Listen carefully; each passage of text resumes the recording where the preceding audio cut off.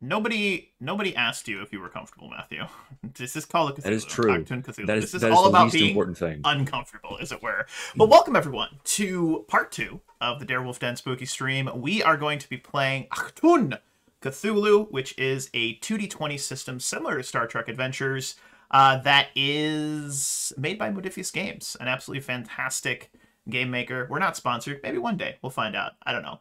But with that being said, we're gonna go around the table. We're gonna have everyone introduce themselves. This is a Cthulian adventure. It seems to be a theme here today. It seems to be a theme with the first two Modifius games. But with that being said, we're gonna go Mr. SGG. We're gonna go Steve, and then we're gonna go Matthew, and then we'll swing back to old DerWolf here. I get to introduce myself like 8 times today, but Mr. SGG, take it away. Who are you, and who are you So, playing today? so I am Symbol 24, for those who really know. No. And I will be introducing myself also like 6 times today, so that's a thing. I am playing what's his name again? William Appleton, a barman in a little French town where something apparently is going to happen. It's nothing special about a barman, right? He's just a New Zealand expat who just works in a bar. That's it. Nothing special. Steve, fill us in.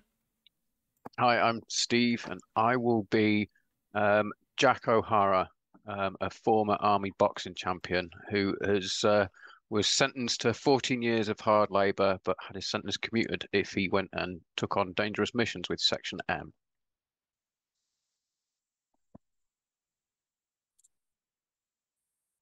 Matthew. Thank you. I have to wait for my cue. Come on. Hello, everyone. My name is Matthew. I've played on numerous games with Wolf, and I am playing Father Mark Gilroy, an Irish Catholic priest who is very much familiar with the Utrecht and the sort of esoteric knowledge of the Cthulhu mythos and has been brought in for that expertise. Love it. Absolutely love it. And of course, I am DerWolf. I will be the... I don't think it's called a keeper in Achtung Cthulhu, but I'm going to say keeper. I'm going to say keeper because we're also, tomorrow, going to be launching with Mr. STG and Mr. Matthew here. We're going to be launching a Call of Cthulhu 7th edition game called Memento Mori, which will be a lot of fun. Actually, it won't be a lot of fun. It'll be horrifically horrible. But that's kind of the point. We open our scene with a dark, black, cloudless sky. We see a twin-engine airplane, and we watch as it is flying somewhat low over a very darkened countryside. It looks to be some rolling hills, occasional trees, and you'll see, as you look down onto this airplane, you will see these small little pockets of light that you recognize as being small villages. You'll see, just, it looks all maybe a lot of candlelight, very weak electricity, but you'll see all these little villages, and it looks as though this airplane with these twin engines, you hear that of those engines. You can see the plane ever so often as it hits pockets of low pressure, shakes and rattles a little bit. You can hear the bending and groaning of the metal, but we see this plane appears to be heading for a mostly darkened town. Mostly darkened town. We see just a few lights in this particular village. It looks to be a little bit larger than the other small satellite villages. But as you are surveying the darkened French countryside from the open door of an airplane, for the most of your flight over France, it has been cloudless and still. Once you entered the ruin area, however, the wind picked up, accompanied by heavy rain and thunderous clouds. So as we get closer to this village, we watch as this almost unnatural kind of thunderstorm starts to roll in.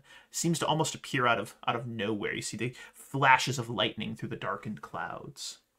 The airman by the door is now making final checks, compensating for sudden onset of the storm that's been brewing since you entered this area. When he seems satisfied, he nods in your direction, holding up a hand with 3 outstretched fingers. The airman mouths the words, 3 minutes to drop. You can't hear him. All you see him is go, 3 minutes to drop. You know what he means. You have been dispatched here in response to a coded message from Armaeus, a local resistance leader located southwest of Ruin. His message was cut off mid-transmission, but seemed to contain a dire warning about a Black Sun Master. Section M has sent your team to find out more. Your orders are simple. Find Aramis investigate the Black Sun activity, and eliminate any immediate threats. If Aramis has survived, he may be found to the northeast of the village, where the Resistance have a safe house. You will have to use a coded phrase to identify him. He will ask in English for a cigarette, and you are to respond with, "I only have lucky strikes. I only have lucky strikes." The report, which puts you on a plane over the occupied France, was simple. Black Sun officer Jan Stoller spotted in village. Lorries of gear arriving. Black Sun presence in village of Saint Sulak. Garrison... ... Evidently, the name of this Black Sun operative was enough to warrant throwing this team together and sending you across the channel.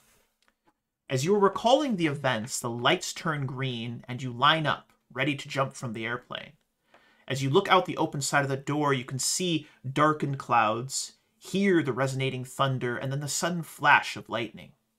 The rain almost obscures your vision at this height, and something about the storm feels wrong. It's too sudden, with no warning, and the dark clouds seem to have coalesced directly over this village. And only there. Before you can ponder this strange occurrence, the airman signals the first drop. The storm is playing havoc with the plane's instruments, and they need to clear the area as soon as possible. So as the two of you, we see Steve, Tiny, we see Gilroy. I'd like to take a moment. You are dressed in basically paratrooper outfits. You've got a parachute on your back. You've got your helmet on, all of your gear with you. Take a moment, Tiny. I'd imagine you are the first one ready to jump. You know, they got to get the big guy out of the plane, as it were. Describe your character to us real quick.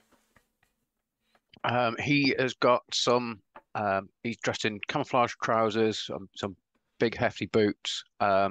He has a brown leather flight jacket, but it doesn't quite fit him, and he's torn the sleeves off because his arms just wouldn't fit in the normal jacket, so he just ripped them off. He has he's got his parachute strapped to him, and then he's on his webbing. He has a trench knife strapped in its scabbard or whatever it's called, upside down, so it's there ready for him to access. And an M1911 in a holster on his hip.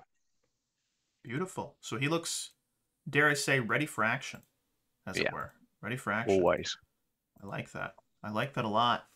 And right behind him, seeming significantly smaller than the gentleman before you. Thank you, Hourly, so much for the sub. I appreciate you, Big Iron.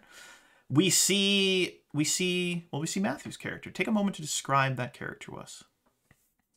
Well, Father Gilroy is a relatively lithe and somewhat fine-featured man, but it's offset by this incredibly thick, bushy mustache with streaks of gray that also appear in the edges of the hair underneath this this cap that he's wearing. Although his attire is really rather generic and stereotypical, as if he's just taken a standard kit and not customized it, as if he's not particularly familiar with or accustomed to this kind of mission.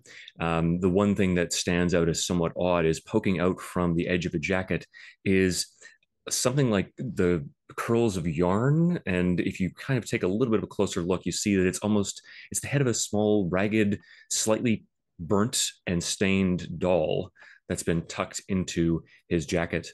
Up until this point, before they called the signal to depart the plane, he had been reading from a Bible that was on his lap. And he's looking with some minor degree of trepidation that he's obviously trying to conceal out at this the howling winds beyond the door of the plane. And as you hear these howling winds, we're going to make our first check of the game. And one of you will choose to be the person making the main check. The other will assist. And whoever assists, I'd like you to describe how you're assisting. I'm going to have you guys make a quick check. This is going to be to actually jump from the plane. This is going to be an agility plus athletics. If you have any sort of focuses that are with regards to, jumping, leaping, balance, if you have focus in jumping out of airplanes, you may obviously use those. But who would like to make the primary check for you to jump out of the airplane. I think thematically it should probably be me doing the check. Perfect. I love it. As he turns to Father Gilroy and says, "Go on, Father. It'll just be like jumping out in the training over Manchester." Oh, that was never really something I was very good at, but I appreciate it. The airman who's standing by the doorway taps his helmet, points down, and you can just barely make out, "You gotta go! Jump, jump, go, go, go, go, go!" Is it 2d20s I'm rolling? Yes, yes. Unless you'd like to give me some Cthulian tokens. Nope. That's fair. 2 successes. Now, the great news is this was a difficulty of 1. Now, Matthew, would you like to assist Gilroy? Would you like to assist him? Yes, I'll try to sell you on this, that as they're preparing to jump, Gilroy is going to use his sort of instincts and insight to best assess the weather conditions outside and to judge the direction and force of the wind and time their jump appropriately with respect to the most optimal time. What you're telling me is he's going to take a leap of faith. More governed by reason, but okay. Sure. All right. So he takes a god jump. I will allow it. I will allow it. Absolutely. You may make a... Oh, let's see here. Let's see here. What would be a good check for you to make? I was arguing insight and instincts or insight I like and that. observation. Oh, yeah. Insights and instincts. I like that. Go for it. Yep. Do it.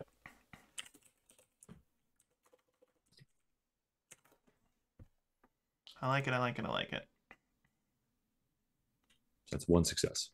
Well, you also get a momentum. You get a momentum that you can spend moving forward, which is fantastic. You actually have 2 momentum now because it was only a difficulty 1 check. So as the 2 of you leap from the plane, I imagine, Tiny, you simply just look left and right, fling yourself from the plane. This is something that you may have done before. And if not, you show no signs of any fear or trepidation.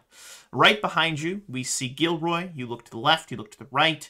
You see that there is a crash of thunder and then a flash of lightning first, and then a crash of thunder.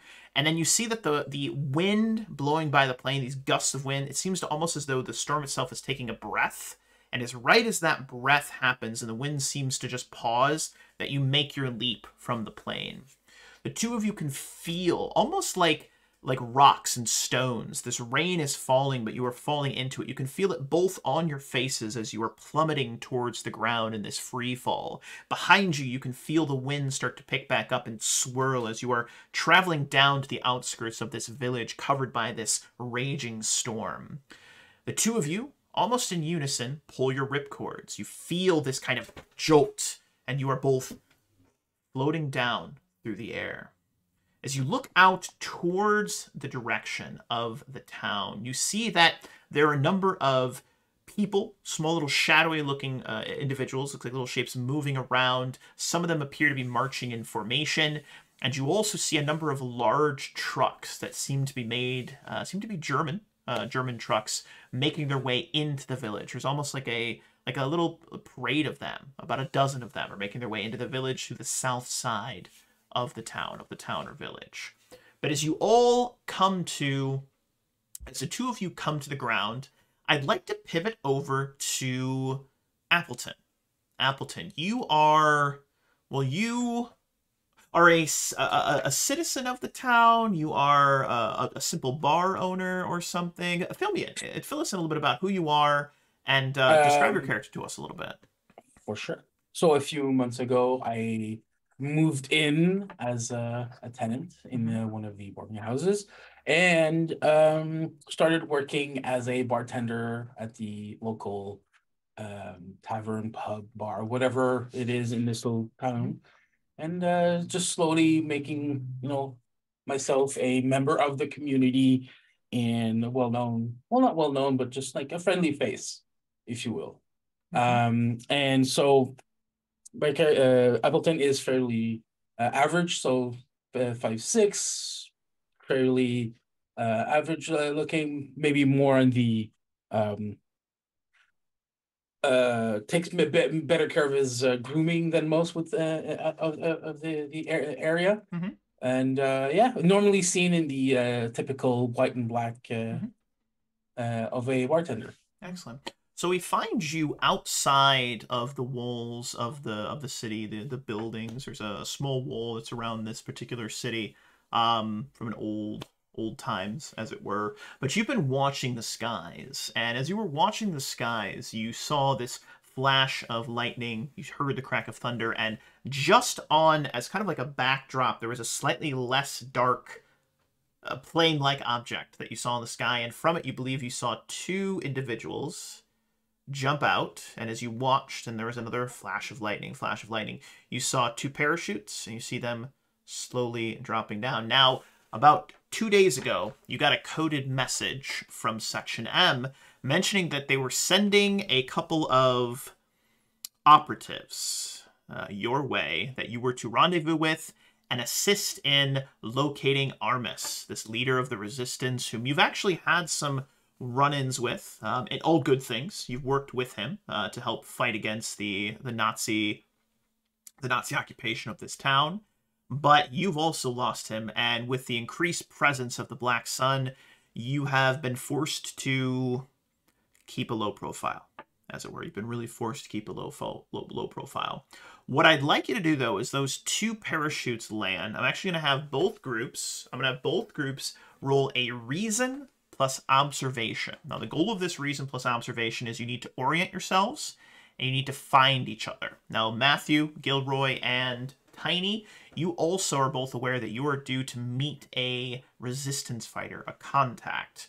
The passcode phrase is the same one that you're supposed to use. This person will ask you in English if you have a cigarette, and you are to tell them that you only have Lucky Strikes.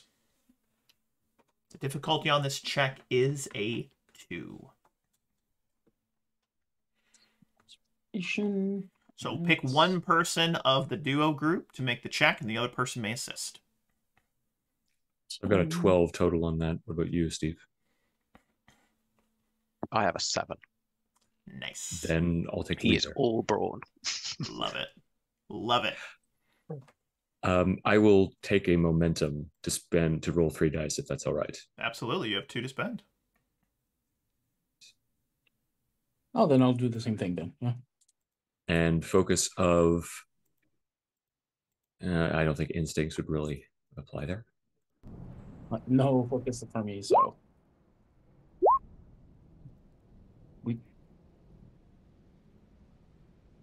All right. I see. Wow. Hot damn, Lovecraft. That is 3 successes, if I'm reading that right. Is that correct? Yep. Wowzers. Okay. Wowzers. Well, I have good news and bad news. Symbol. You've actually lost sight of them. And as you were searching for them, you heard... they seem to have landed near one of the roads that comes into the south side of town. You actually are, hiding in kind of the underbrush near some trees, keeping yourself quiet. But you actually notice that there is a truck approaching. You see the headlights around a corner and approach. And as you look over in the direction where you think they landed, it looks like the truck might be passing right by there. It starts to cause you a little bit of stress. You start to feel a little bit worried. And you're actually going to take 1 point of mental stress at this point. 1 point of mental stress as it starts to make you feel a little jittery. Now, the good news is, Gilroy and Tiny, you guys also see this truck approaching. You have landed far enough away where if you crouch low, you'll be fine. And logic would dictate that if you follow behind the trail of this truck, it will probably lead you to the town. So I'm going to leave the scene to you all.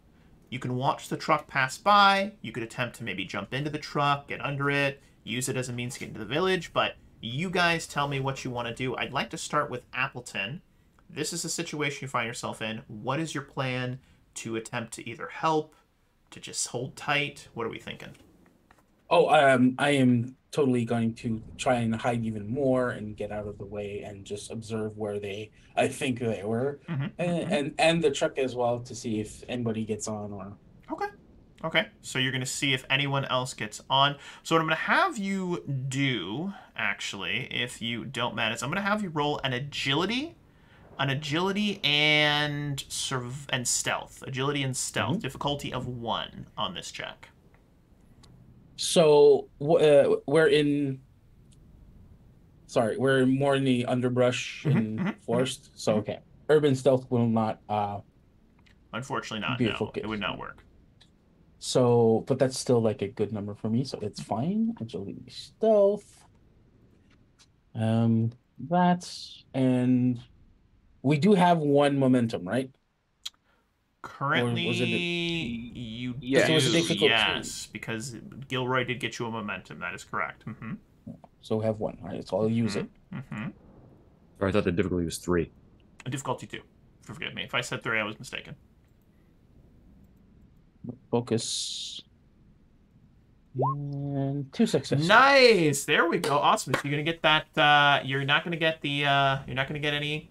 You're gonna get 1 momentum back. So it's difficulty 1 for you because you were already hidden, and you were a little bit away. So we watch as this truck seems to just round the corner, pass by, and what you see on the side of this truck, it's one of those kind of military personnel carriers. We see this bright red, like outlined black looking symbol on the side that is reminiscent and is the symbol of the Black Suns, this paranormal investigative organization as part of the Nazi incursion here into France. So we watch as this truck passes by, and as it passes by, each of you smells this. It smells like oil that's been sitting too long. Like it's very, very, very pungent. It almost smells like if barrels of oil had gone sour or gone foul. It's like the oil or the gasoline or whatever it is inside, it smells rotten.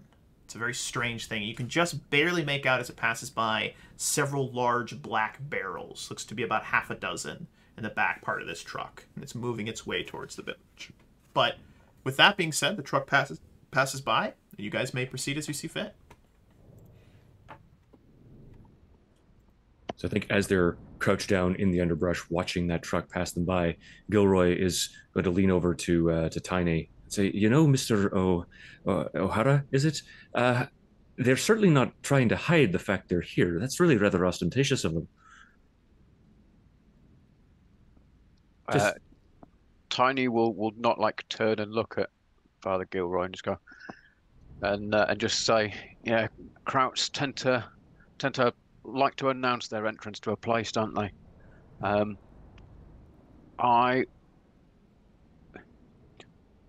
want to see in terms of, is there other trucks that are coming up and down the road, or is that truck seemingly That on seems its to own? have been, there was a line of trucks that you saw from the airplane that were making their way in.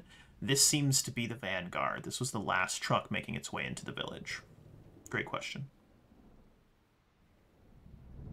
He's going to then turn to Father Gilroy and say, looks like we need to follow those trucks. Well, far be it for me to question your judgment there, sir, but weren't we meant to rendezvous with our contact here? Isn't that outside the village? I step out of the bush I was hiding onto the road, Opposite sides of the road. Yeah, just making myself like visible enough. But I'm clearly all in black. Well, that's a convenient provision from the Lord right there. Okay, then.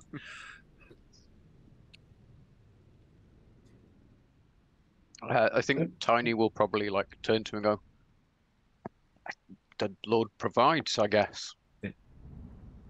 So, anybody got a cigarette?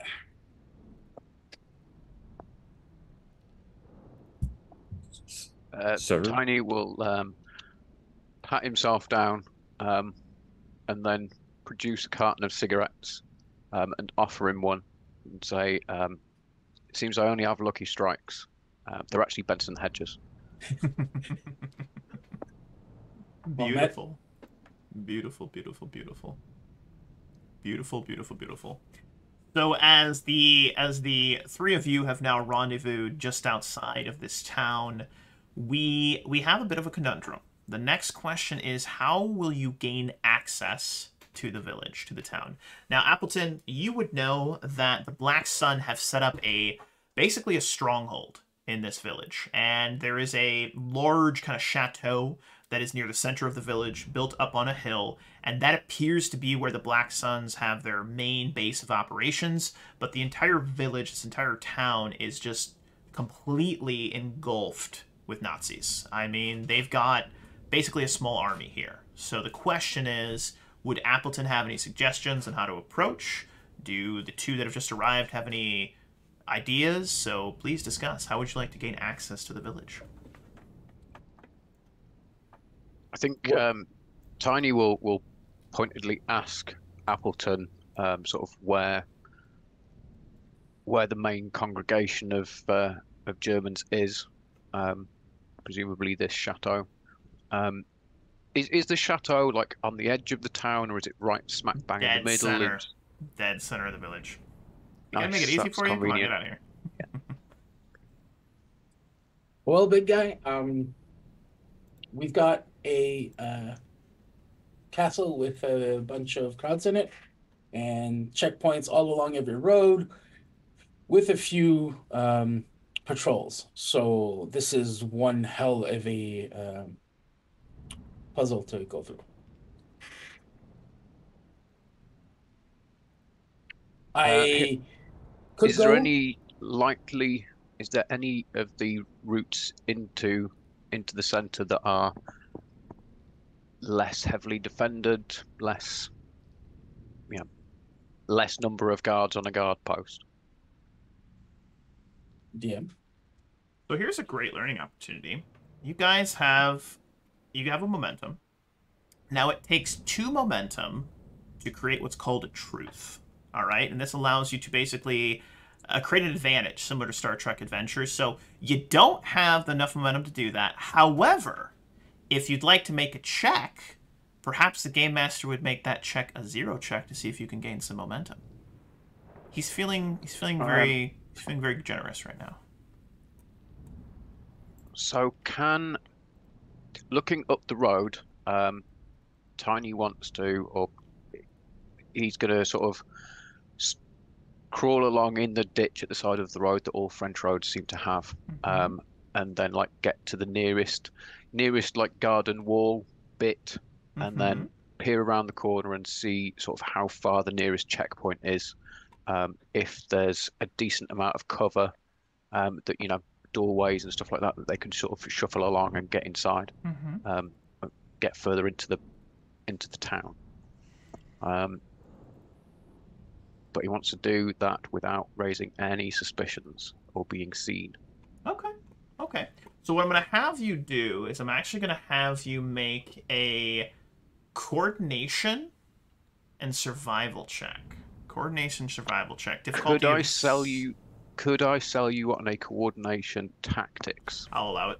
Because I have covert up, so he'd know about getting into these sorts of places. Done. Absolutely. I love it.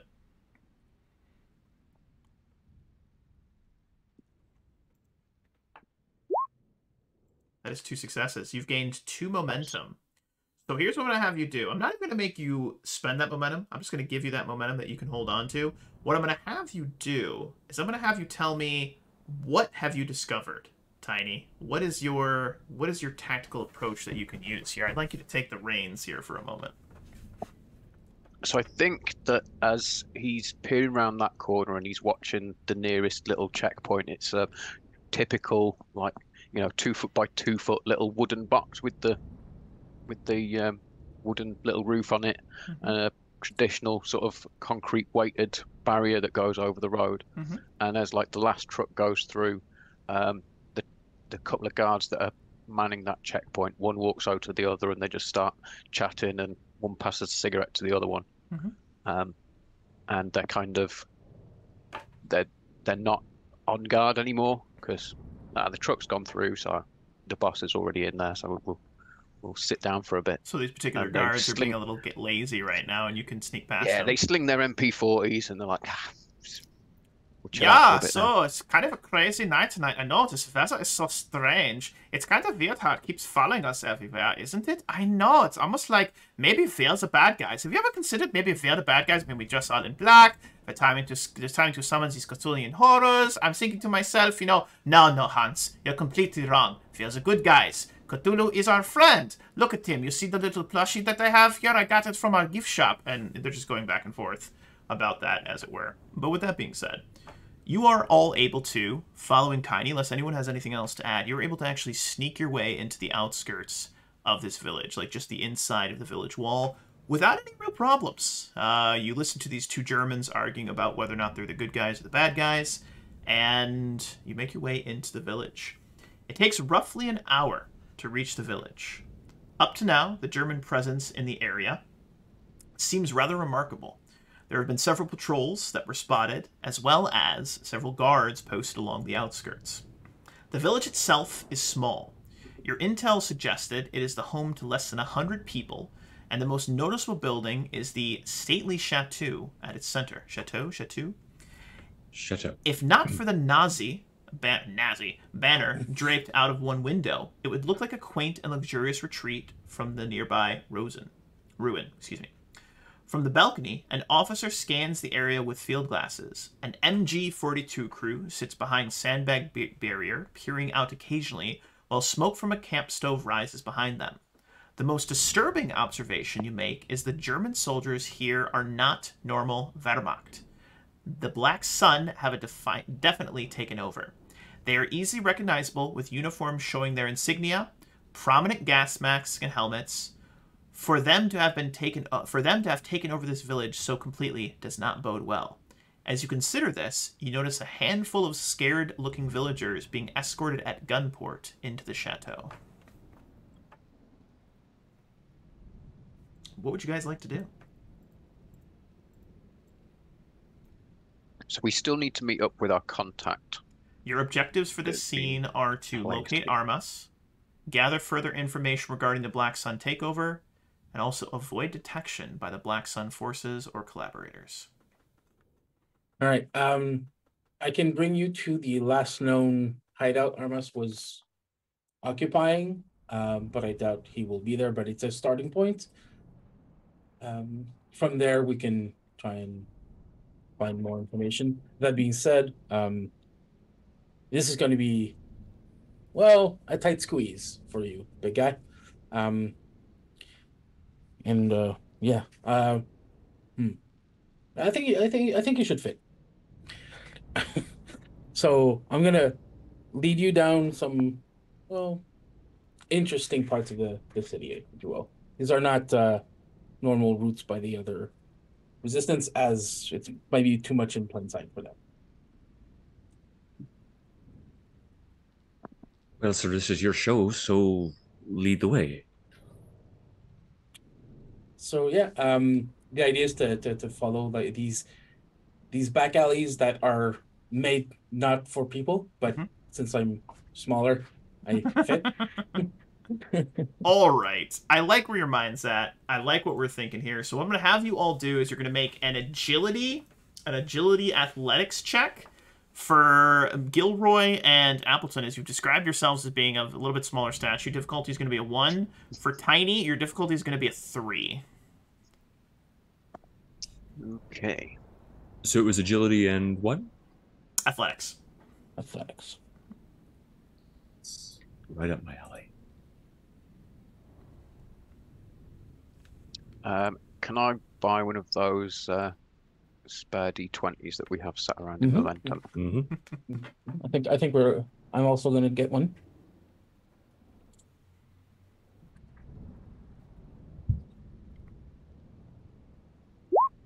I don't have a focus. There's a success from Lovecraft. Beautiful.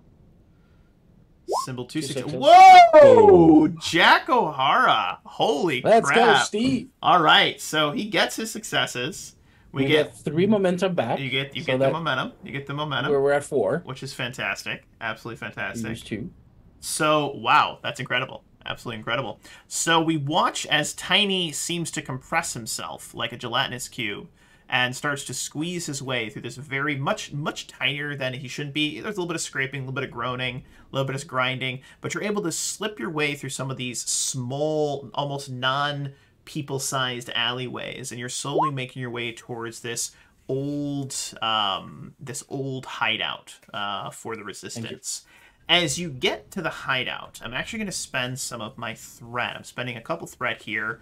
You notice, Appleton, you can actually hear it before you're just about to the edge of this alleyway, right as it opens up into the greater street. The streets themselves are muddy.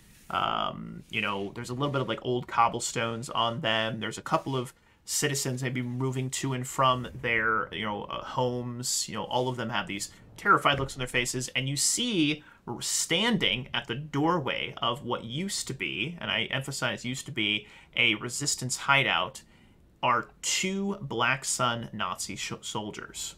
Each of them have those typical black masks on, and one of them has on his back a large, what looks to be like some sort of gas container.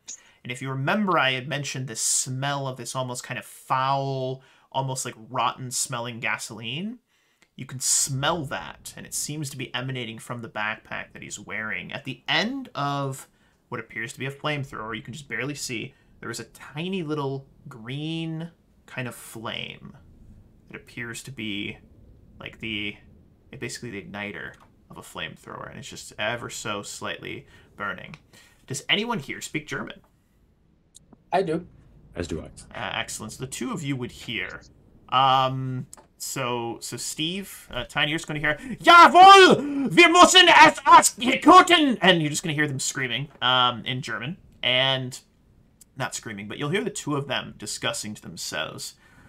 The commander has ordered us to burn this place. It was how do I put this? It was a den of, well, unnecessary resistance. It'd be a shame. The building seems to be of good construction. Yeah, but what the commander says, it goes. And you watch as the one man looks as he's getting ready to light up his flamethrower. What would you guys like to do? Tiny stands there at the back, squeezed in between the two brick walls, like, what's going on? What are they saying? Oh, they're going to burn down the building. Do you want me to go out there, try to distract them? Maybe you can take them from behind? Sounds like a plan. Oh no. It's a terrible plan, but it's the only one I've got. Oh no. Oh no. Oh, Amazing plan. No. So, with complete confidence, Gilroy is actually going to just stride out of the alley, but he's like going to first take a bit of a side motion so he's not coming up from where the other two are, make it seem as if he's coming from another direction. And he's going to walk up to the pair of them and start yelling in impeccable, almost perfect German about their lollygagging and the fact that the commander is absolutely incensed by the fact that this building is still standing.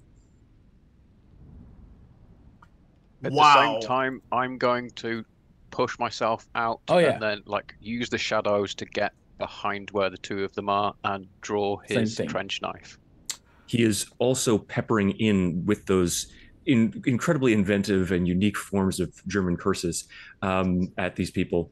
References to the Cthulhu mythos and the divinities that they're trying to invoke here and the like, to try to make it seem as if he is well-versed in their cultic practices. I'm going to have you roll a will and persuasion, difficulty of normally 4, but because of how inventive you're being, I'm going to make this difficulty 2 to convince them that you're actually a member of their organization. And if this works, it will also decrease the difficulty of Tiny's check to sneak up on them and do some stuff, and Appleton's check to sneak up on them. Could I sell you on a focus on rhetoric, given that I am just sort of expounding on our cult practices? 100%, my dude. 100%. Okay. Yeah. So I will spend a point of fortune to get 2 free successes on that, if that is possible. Absolutely. Done. Absolutely done. So that is a success. And you can still roll, see if you guys gain some additional momentum. Well, you have to, but... Wow. Okay, you guys are up to 5 momentum. Holy crap. That's amazing. And, yeah, so the two of you, your check was going to be a 3. It is now down to a 1. I need agility and... Is it stealth? Agility, stealth. Yeah. Yes. And with my focus of urban stealth, they have no clue what's going on. Love it. Lord have mercy. So I just see Gilroy sort of standing there right in front of them, and they're looking back and forth at each other, utterly confused, baffled. We are sorry, Commander. We were just discussing where we should start burning it. We didn't understand. We'll get it done right away. Where you should start burning it. It just and he sort of chokes back that Irish accent. That is a foolish question. You start burning it, but no, that's the wrong accent. I speak 20 languages. Wait a minute, you're not a commanding. And then the two of you, as you stealth up behind them, I'm just gonna have you guys be able to, it's a coup de grace. They didn't see it coming. It's the plan worked perfectly. I'd like you both to describe how you take these 2 soldiers out, if you'd be so kind. Oof. Complication though. That's okay. So I was going to say I'll give you 1 momentum, or spend 1 momentum to increase for my 3d6, 3d20s. So good I'm news, going to give you 2 momentum as well to perform an assassination. When attacking unaware targets, you can perform 2 and deal additional damage, and then nobody hears anything at all. Yeah, and he basically just goes up behind each one, just I love it. I think Appleton was going for the other one. Yeah. Okay. All right. So that works. Appleton, did you make your check as well? For the stealth, yes. The 1? Okay, perfect. You've both succeeded. Are you also going to spend some momentum to make an assassination? Well, of course. Okay. So I have good news and bad news. Which would you like first? The bad news, of course. All right. The good news is you kill them both. The bad news is Steve went to break the neck of the one that had the flamethrower. As the man's neck goes and he tumbles forward, his finger hits that trigger, and there is a plume of green, noxious flame that launches out directly towards Gilroy. Gilroy, I'm going to need you to make a very important check here, not to get toasted. All right, not to get toasted. I'm going to have you make an agility and athletics. Can you jump out of the way? I'm going to guess no, because those are my power stats, of course. Yeah, it's a difficulty of 2. How many momentum do we actually have after those 2 successes? So you have 1 momentum left after they've spent all the momentum. Yep. Okay. I will spend that momentum then to roll 3 dice. Go with Christ. Let me just do it. So agility and athletics, 8. 3d20. Oh boy.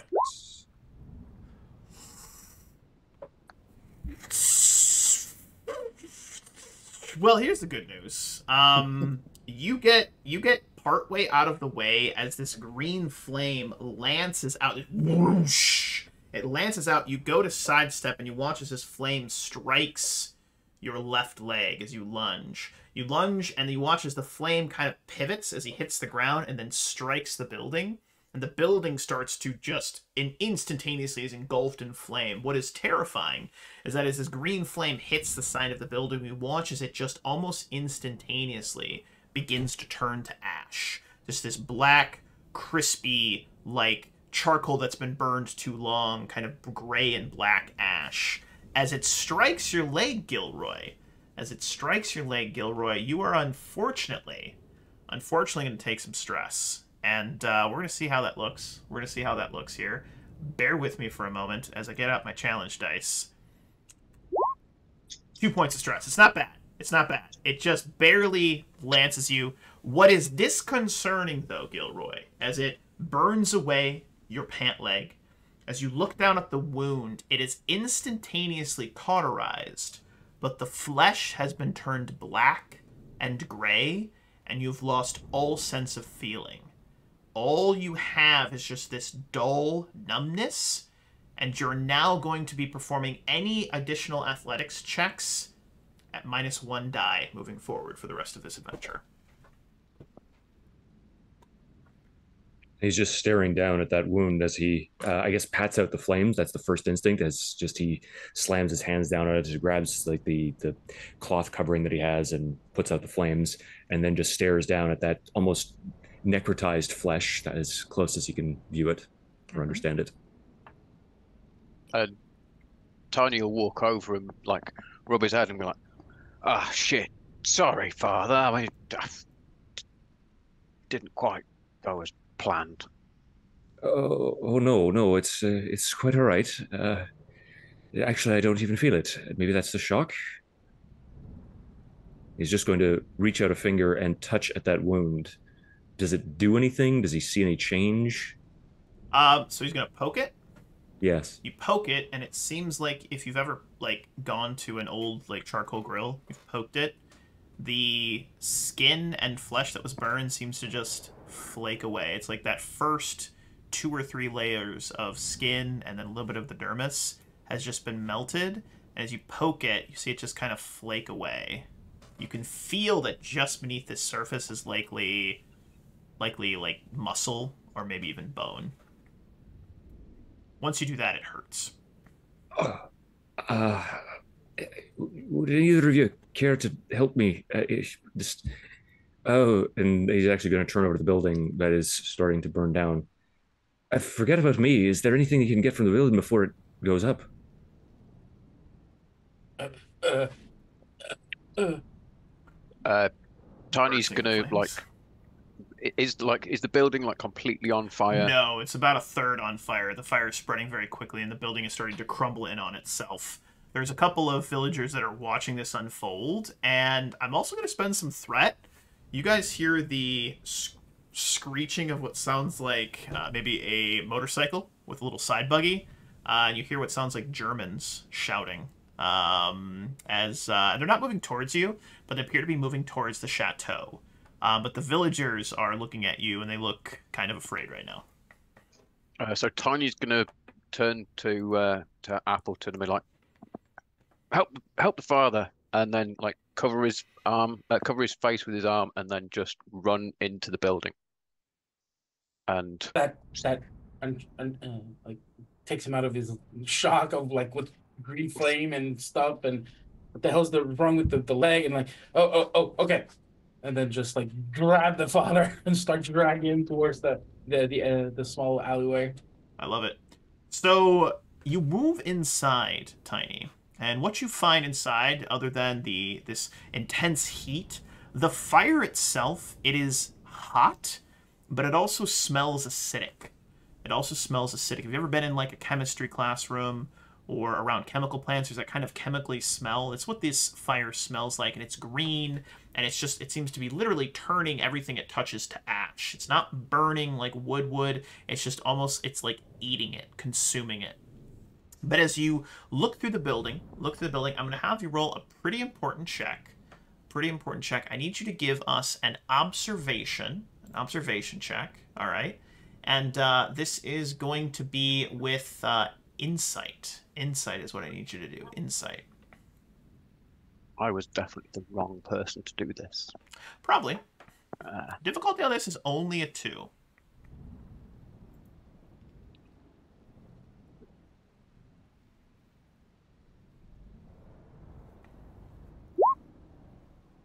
All right. Nope. All right. So you are looking around. Now tell me specifically, Tiny, what were you looking for? Like paperwork or something. He thinks that like resistance people are going to be, it's I don't know, some sort of office paperwork, maps, that sort of stuff. He's ex-Green Beret, so he's not going to be. Unfortunately, all you find are a lot of empty drawers. It looks like things have been overturned. This place was ransacked by these Black Sun operatives prior to being set aflame. What you do hear, though, behind a closed door with a bunch of smoke that is starting to bill out from under it, is you think you hear someone coughing. Kick the door down. I don't even make you make a check. You're huge. As you kick the door down, there is a gout of green flame that lances out, and you're going to have to make a quick agility, and I'll even let you use fighting if you want to. I'll even let you use fighting, but it should be athletics, but a quick agility in either fighting or athletics with a difficulty of 2 as well. Not to get burned by the flame. Do you have a mustache? No. Well, good, because you wouldn't have anyway. Getting singed off. Wow. All right. So you kick the door open. This gout of green flame rushes up. You duck down, and as you duck down, you can see this kind of ashy smoke billowing out from this room. It appears to be a small bedroom. On the floor, kind of hunched down low, covering his face, appears to be a man dressed in just commoner's clothing. He's got something similar to this, little leather cord, on his front where it's pulled tight. He's coughing. You see that he appears to have been handcuffed to this steam, heating vent. He's handcuffed. He's on the ground, and both of his hands are handcuffed with the handcuffs around it, and he's coughing, and he's trying to pull, but it looks like he's losing his breath and can't actually break himself free. I'm going to run over to the heating pipe and try and just pull the heating pipe and break that, and then at the same time mutter or say to him, "What was it? Need a light?" He looks up to you. At first, he speaks in French. I can't do a French accent. Oui. Ah, yes, I was expecting you. I can't do a good French accent. So, yes, indeed. But, come on, you're Quebecois. You should be able to do it, Symbol. Come on, get out of here. But what he says is he starts to respond in French, then stops, and says, "No, I'm supposed to ask about the sick... Get me the fuck out of here!" That's what he says. Sacre bleu! Sacre bleu! That's really funny. Nom de Dieu, bordel de merde, de putain de ta mère! There it is. I love it. You're going to give us a brawn and athletics. Difficulty of 2. And you're going to get 2 tries on this. Otherwise, the flames are going to become too intense. So See, you were the right person to send in. I was going to say. Oh my god! This guy's on fire! Oh my stars! With the save! Agility, brawn, and coordination of 10. That is... So I've stacked onto everything that I could possibly do. So we watch as Tiny moves in. You crouch a little low. The flames are licking over your head. A little bit of your hair gets singed. You can see a little bit of ash tumble down as a piece of your hair is struck by these green flames, but you just ignore it. You get to the heating vent, which is not currently on right now. This steam heated, and you grab onto it. There's a small sizzle because it's still a little warm, but you literally, with one just wrench it from the wall. You just wrench it from the wall. A little bit of steam plumes out. What's nice about that is as the steam plumes out, it starts to connect with the flames, and there's kind of this reaction. The flames seem to be held back for a moment. The steam seems to be kind of holding it at bay. And as you wrench it off, the man who has his hands cuffed is able to unloop them from around the backside of the heating vent, the steam, cast iron steam heating apparatus. And then he looks to you, and I'm assuming you just kind of scoop him up and carry him out. Just going to grab him by the scruff of the neck and drag him out. Absolutely fantastic. So as you rush him out, you pull him out of the area. We go back out into the street where a number of citizens, everyone's basically left the area because this building's in flames. It's starting to look like it might be starting to lick some of the buildings next to it. The fire may start spreading, but you look over and where you see Gilroy and Appleton in that small, very tiny alleyway. I assume still waiting to see if Tiny emerges. So yeah, you're able to pull this man across the way. Appleton, you actually recognize this man as Aramis. This is Aramis, the Resistance leader. It appears that the Black Sun operatives were going to burn him alive. Barbecue him. Yeah, they're going to burn him alive, which is a real dick move. But hey, Nazis. What can you expect? It is what it is. So there you go. But yeah, you guys are all together. Aramis is... who the hell are you? And what is going on? Wait, I assume you're from... I can't do it. I'm just going to stop. I assume you're from Section M. Your timing couldn't have been more impeccable. I thought I was going to be burnt alive. Tiny's just going to sort of dust himself down and then say, seems like we found our Mr. La Resistance. Good to see you're alive. It's a pleasure to meet you, of course. But before we introduce ourselves formally, Mr. O'Hara, might you not want to grab those two bodies? And he gestures over to the two Nazi corpses. We wouldn't want anyone stumbling upon those, would we? He's just going to say, right away, sir, and then turn around and So- then like hoy the bodies into the fire. And Gilroy just sort of raises a hand tentatively and lets it fall. Oh, we really could have used some of their clothing, but might have come in handy. Oh well. More specificity in the future. Lord have mercy. Lord have mercy. So you've met with this man, and Appleton, I would assume that you probably have a location that is at least a temporary safe house that you can move everyone to. So moving your way back through the alleys of the city, you can hear the Nazis, you can hear these Black Sun members, these fighters are starting to really secure themselves. You hear the shouts of some citizens, some townsfolk, as they're being forced into their homes, put under lockdown. It appears that these Black Sun fighters are starting to prepare themselves for something, well, something intense, something big. We're not sure what. But as you get into the basement of the bar that you work at, the wine cellar, or where they put the barrels for all of the different liquors and alcohols and whatnot, the man has seemed very quiet, other than his initial outburst, and he seems very contemplative. And every so often, this resistance leader will just kind of mumble to himself something about too many. And as you all set yourselves into this dimly lit, there's just a candle or two on top of a small barrel. I leave the scene to all of you to talk with him and maybe figure out what the hell's going on in this village. As we're setting up, I get some drinks for everyone, especially those who need to calm their nerves, and try to find like some clean rags and stuff for the poor father.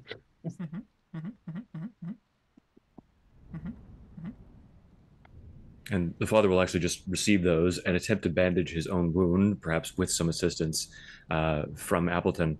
And just note, it's really rather strange. Doesn't hurt. That's uncharacteristic of the Nazis. You'd think they wanted to make it hurt as bad as possible. It's actually kind of gentlemanly of the bastards. Not how I would put it, but I'm happy you seeing the bright side in this situation. Well, my leg was nearly burned off, so you gotta take the victories where you can. I think it's sort of in the background. O'Hara will be like just perusing the various bottles that are presumably covered in dust and like find a nice brandy or something and like pull the cork off and take a big swig and then say, yeah, sorry about that, father, and then offer in the bottle. Oh, It's quite all right. It's the Nazis, not you, obviously. very fair. Very fair. But as the four of you are sitting in the basement, Aramis, this French resistance leader, he starts to... That mumbling every so often, that mumbling starts to get a little bit louder. And he starts to kind of rock back and forth in his chair. And as he starts to rock back and forth, you all notice that he's been scratching at the palm of his hand. He's just kind of scratching, and he's just kind of scratching, and he keeps scratching, and then you see a small trickle of blood falls from his hand, drips to the floor, and he just keeps scratching at the spot, scratching at the spot, scratching at the spot. Unless someone stops him, it looks like he's about to claw his way through his hand. So, yeah, Tiny's going to walk over to him and just be like, hey, Frenchie, what are you doing? What are you wittering on about? So you're going to go over and you're gonna walk up to him, is that correct? Yeah. As you walk over to him and you go to grab his hands, he stops and he looks down at his hand, and you can see him staring directly, and it looks as though he has begun to carve a symbol that kind of looks like a sun with one of his fingernails into the palm of his hand. And he stops and he looks down at it. And then he looks back up at you, Tiny. And as he looks back up at you, you see that his eyes seem to be slightly glazed over. They knew you were coming. They're expecting you.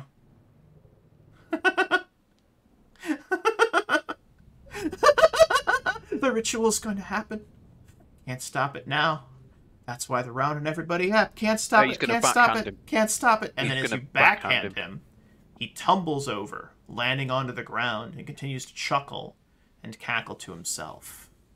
What you all notice as he tumbles over is at the back side, like you can see just below kind of the nape of his neck, you can see very similar burn marks to what Gilroy has on his leg. And perhaps as he falls, the collar of his shirt seems to kind of just slide down. You can see that his back is starting to kind of flake away, very similar to the flaking that you saw in Gilroy, and very similar to the way that the building was starting to turn to ash and dust. I think I'm just going to turn to the other two and like, what do you want me to do with this fella? I don't.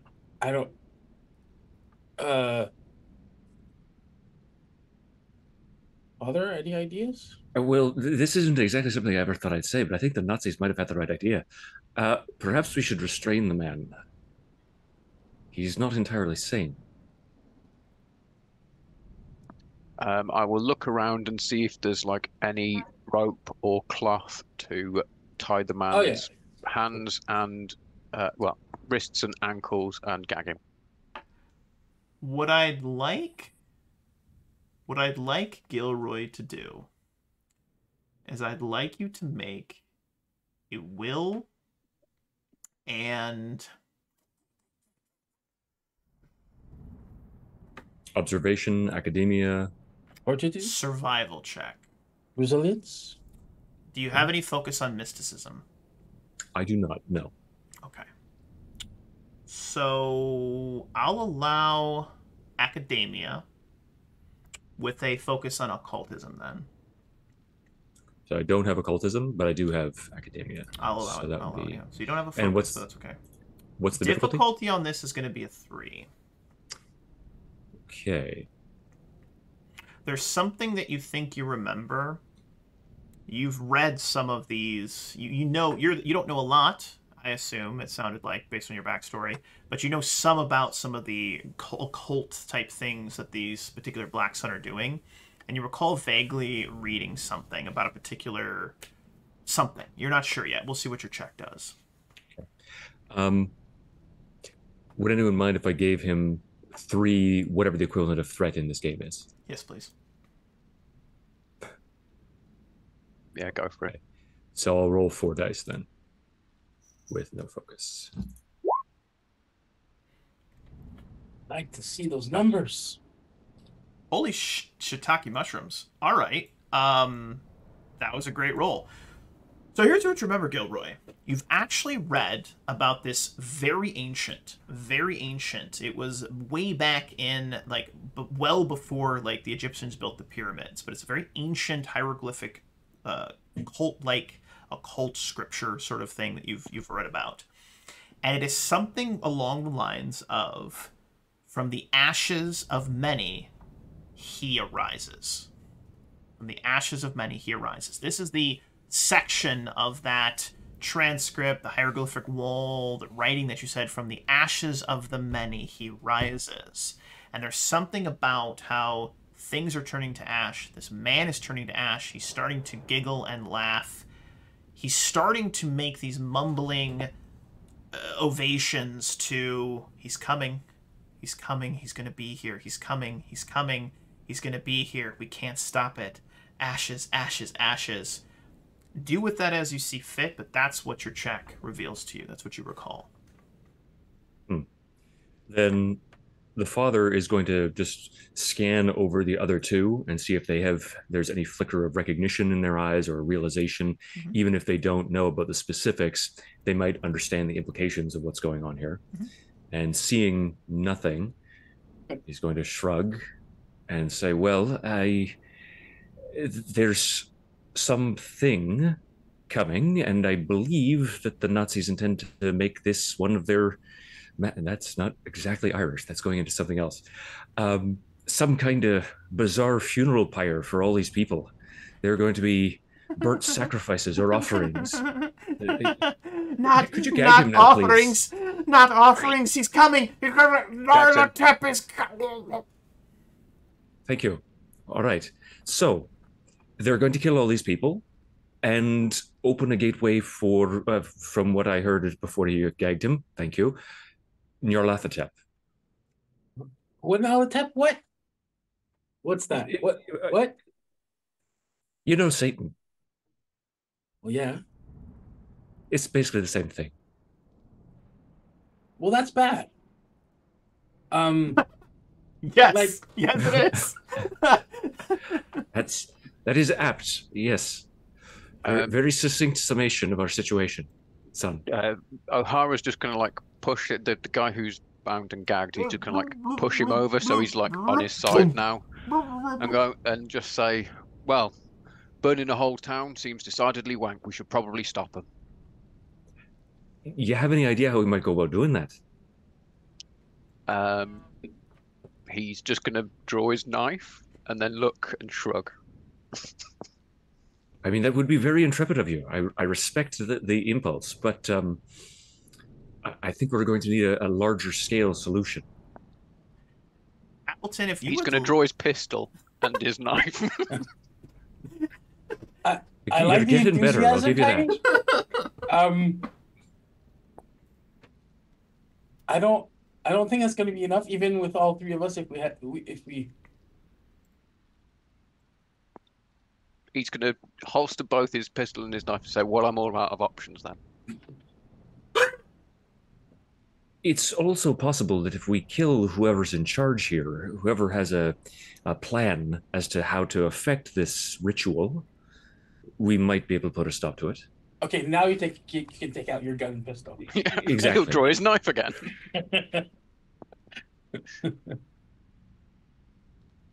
Well, I have good news for you. Appleton. There is actually a series of caves that rumors to lead into the chateau. A series of caves. However, you yourself have never traversed them, and the guy that's currently babbling on the floor was the only guy that actually knew the actual correct route. So do with that as you see fit.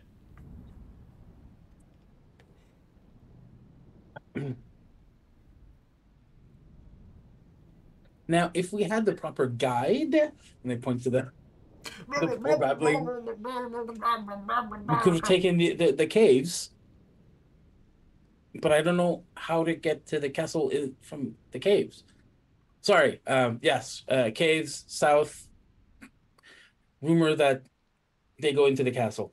That being said, I've never actually been in the caves. I just know where they are. And the only person that has ever said that he's been in there is now babbling like a monkey. I think Tiny's going to like point to the guy on the floor, but with his knife, and like, so this guy That knows. And then he's going to go over to the guy that's on the floor and like put the knife up against his throat and start to pull the gag down, and then say very You put firmly, the knife up against his throat. He pushes his neck towards the knife. I need you to give me a quick check here, because he's trying to literally lean into your blade. Okay. I'm going to have you give us a agility and fighting check, difficulty of 2. Is this melee? Yes. Yeah, it will be. Okay. Ooh. So as you go to lean down, as you go to remove the gag, this gag is removed. He screams, "It's already too late. He's coming. He's almost..." And he pushes himself into the knife. Jesus Christ And almighty. starts to bleed out all over the floor, and you watch as his back seems Tiny, to... we You needed watch as his information. shirt seems to start to compress, and you see like this gray and black looking dust, like charcoal dust, is starting to just flutter out as though he himself is, Marvel Endgame, or Marvel the Avengers, like turned to dust kind of style. That's what you're saying. He I snapped. think Tiny will turn round and wipe the knife on his trousers and say, I guess he didn't know where the entrance was. God. Sorry again. She didn't need to kill him. He killed No, himself. that was the sin of suicide right there. That was not that's not your fault, Tiny. Although I would appreciate it if you don't put your knife to people's throats or point weapons at other people. Just watch what you're doing a little bit. Because once is forgivable. Second time starts to be a little bit suspicious. He will put his knife away and then sulk on a small stool. Oh, That is wholly too small for him. horrible. So you're in a bit of a pickle. More than likely, this ritual is taking place in the chateau. That seems to be where they're taking people, where all the Black Sun are congregating. You've got a couple different options of approach. You could try to talk your way in. I mean, Gilroy seems to do a pretty good German accent. You could try to make your way through the underbelly of the cave system, up through the underside, the basement of the chateau. Or you could, I don't know, grow wings and fly in from the ceiling. Less likely that, but you've got some options. How would you like to approach?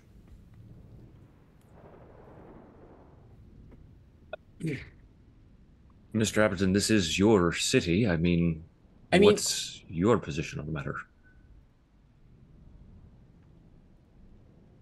The problem is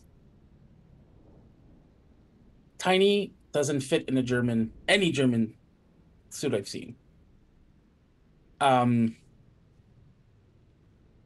I don't want him to be taken in as a prisoner either, because that would also not be super believable. Yeah, I guess we go through the caves. If he's been there recently, I'm sure I can follow his tracks. I hope. I wouldn't add that the next time you try to convince them of your plan, but that does seem to be the best course of action available to us, and he turns over to the sulking Tiny, squints a little bit, and then walks over to him. Come on, son, you're fine. You all you did was you put him out of his misery. It's okay. He's better off. Tiny will start to perk up a little bit and then say, I mean, I could always be your prisoner. And Gilroy looks down at himself, looks over at Appleton. You know, I think that they'd find that rather hard to believe.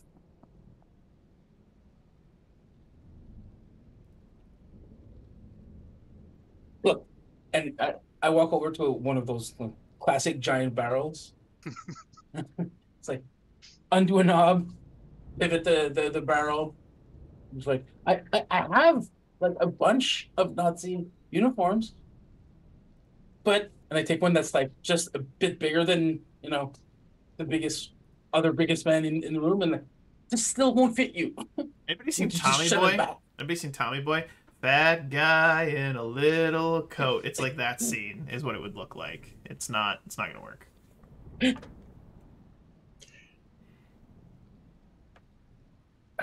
Well, then I guess it's either front door, and he will pat his handgun, or maybe we ask one of the locals if they know where the caves are.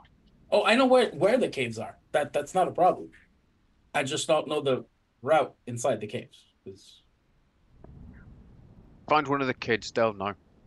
As though the game master is trying to spur you on to action, there is a crash of thunder, and you hear this echoing voice that seems to be rising up and carrying itself on the wind just outside upstairs.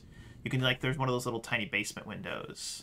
It sounds like this German voice, and it begins to chant as though it is calling out across the city. Follow their gaze to the source of their terrors. A stone slab red with the blood of sacrificial victims. We shall summon him. We shall bring him to our cause, and the Reich shall rule forever. And the air gets notably Notably colder. Yeah, he's shouting in German. It gets noticeably colder in this moment. All right, that's our cue, and I open the basement door to the outside so we can get out. And yep. I'm up. To the caves it is. So the plan is the caves. I love it. I absolutely love it. So as you make your way, you run. The cave entrance is just outside the east side of town. Takes you about 10 minutes, moving quickly. The sounds of this ritual, this chanting, continue to rise up. You can see this green and black kind of swirling. This storm is coalescing it's like a giant hurricane that is swirling centered on the chateau. The clouds above are beginning to turn purple and black and green. There's flashes of different colored lightning moving to the sky. You eventually do find the entrance to the caves as you make your way inside of the caves. The air is getting more and even more decidedly colder. There are wisps of white, gray mist similar to the flaking on the back of, Gilroy's leg, as well as the back of the man and the buildings themselves. This black, white, and gray mist seems to slither like snakes or perhaps even tentacles. It all seems to be grasping at your feet. There are recesses. There's a recessed wooden door here with no visible handle, but the light shines through the cracks, and your listening provides no clue as to what is beyond it. So you've made your way to this little entrance. You can see these kind of little wisps of smoke coming out from the cave, whipping around, but you need to actually open up the grate to make your way into the cave system. Oh, joy.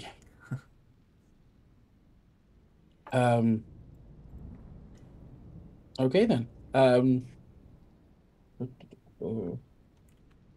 What would we need to do like a So I'm assuming you open the gate, open the Yes. trapdoor, you move in. So Yes. I'm going to have whoever wants to make the main check to make your way to the chateau in a reasonable amount of time is going to be a difficulty 3 reason plus survival check. Reason plus survival. I have an awesome talent for survival called Tracker Ooh.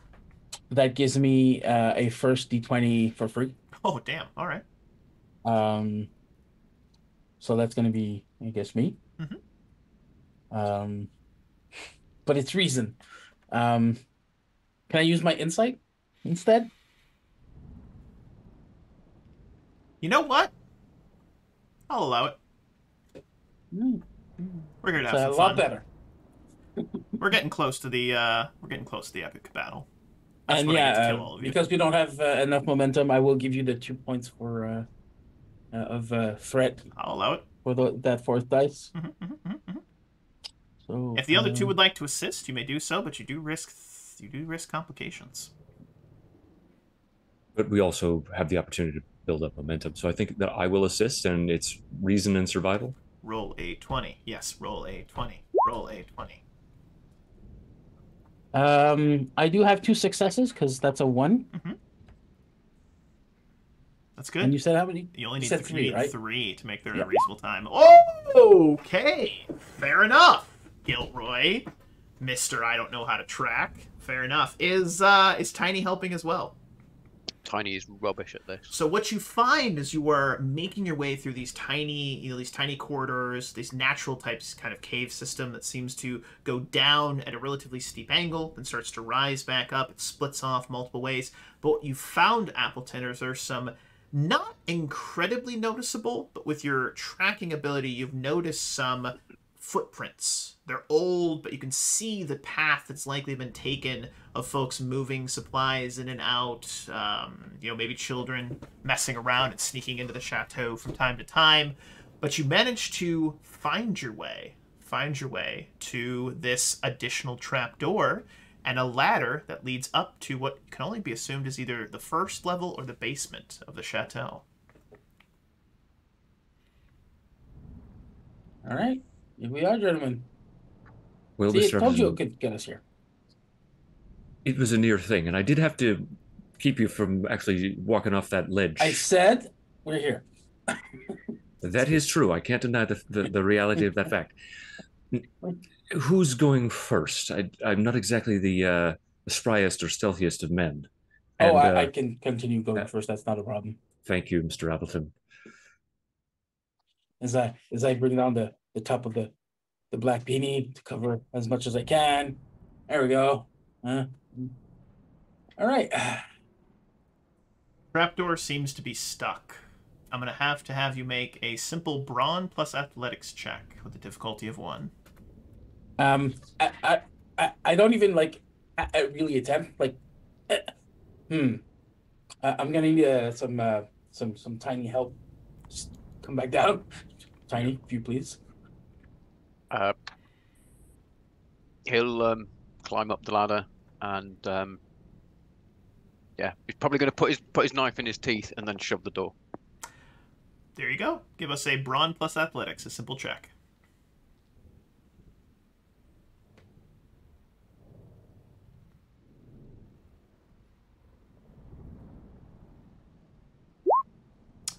You push!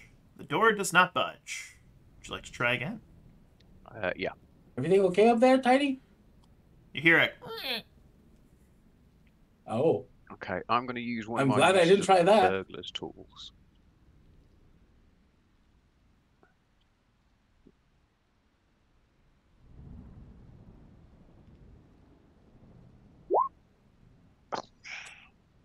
Ooh.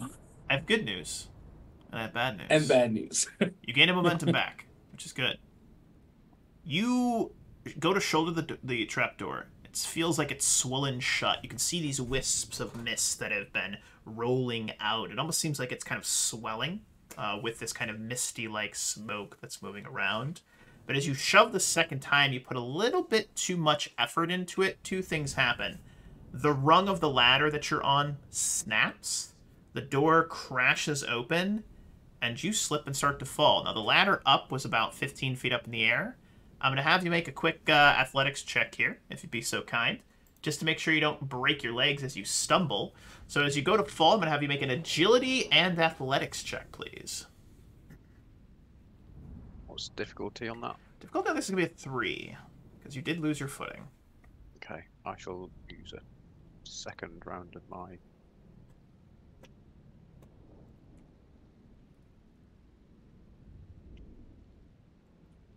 can I nick one of those momentum? Yeah.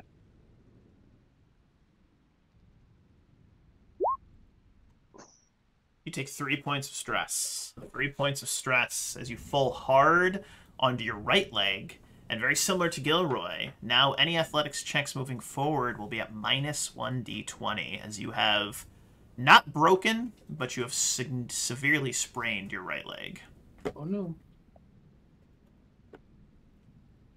He will stand up and try and shrug it off as a... It's nothing. Fall down a ladder, break your leg, be a man. Yeah. While poor Tiny was recuperating, I'm aiming at the now open entrance, because it kind of made a crashing sound, and making sure no one is peeking in. No one's peeking in. Looks like the only complication was Tiny falling and almost killing himself. But other than that, you poke your head up, and you see that you've entered some sort of cellar. It is freezing cold, and the wisps of mist seem to be denser here than in the tunnels. It seems long abandoned and is full of cobwebs and other debris. At the top of the stairs is another thick wooden trapdoor. So many trapdoors. Currently closed. All right.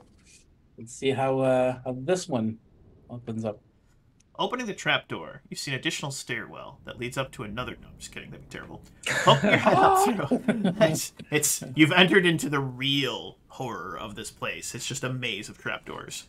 Poking your head out through the trapdoor, you find yourself in a small anteroom.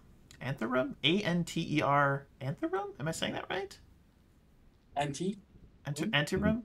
Off the larger chamber. Oh yeah, it's like an antechamber. The large room into which you are looking is circular, with an altar near the far wall, a single closed door on the left wall, and 6 supporting columns providing a degree of cover while reaching up to the ceiling 4 meters above your head. On each column, I am drunk, apparently, Matthew, a civilian is tied. As you take in their appearance, you can see that they are beaten, crying, and screaming in fear at something on the altar. You follow their gaze to the source of their terror. A stone slab is red with the blood of sacrificial victims. Above, a glowing and fluorescent light surrounds a black sun master. 4 black sun novices, a bizarre creature with fearsome claws and slithering tongue instead of a head. You remember the whole word that he mentioned, Narlotep?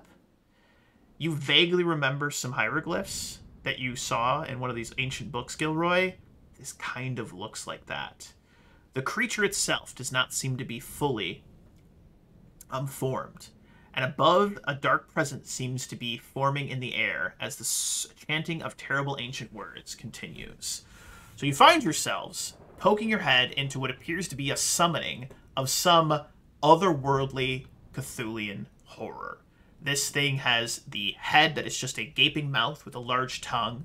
There are 4 of these cult-like novices with hoods up, the black sun symbol, and then this man standing just in front of the symbol, these 6 columns with the people tied to them, beaten, battered, and bloody. The blood on this altar, you see this swirling energy on just in front of the altar, this creature starting to form. It hasn't fully materialized, but you see this scene before you, and the man is chanting over and over again, this ritual of some kind. You follow their gaze to the source of their terror, a stone slab with the blood of sacrificial victims. Sacrifice the victims, ash to ash, dust from the dust he rises, from the dust he forms, the dust of all, the dust of many, and it just goes on and on and on about this again and again and again and again and again.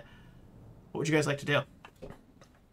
Is there, so the room has got columns around it.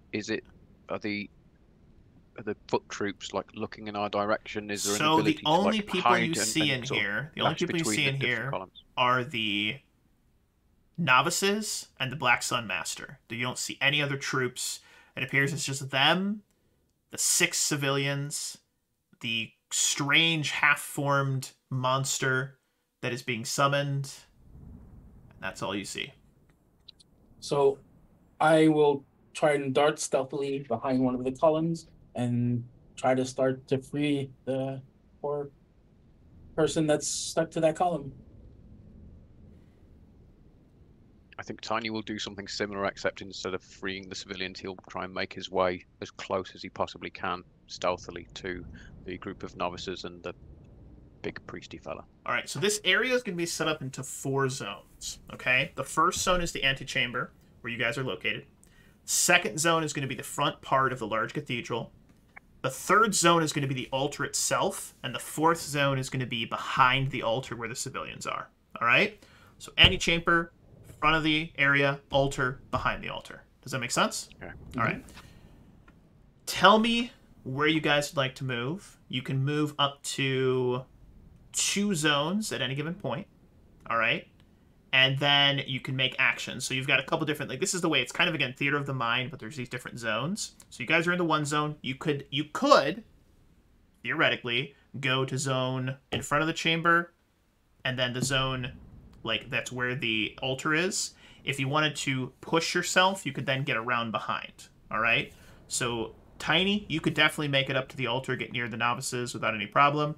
Appleton, if you wanted to do that, you'd have to push yourself. It would increase the difficulty of your check, if you want to do stealthily, etc. For Tiny, it would just be a standard check. Gilroy, what are you thinking you'd like to do? I think that I'd like to just maneuver into the area in front of the altar and basically prepare a spell. So it's not like I'm going to cast anything, but I'm going to be ready to cast the Ugam sign on that entity, whatever it is. Ooh, I like it. I like it. So you're going to make your presence known then. Is that correct? You're not trying to hide at all. Or you're going to hide. Okay. I'm going to...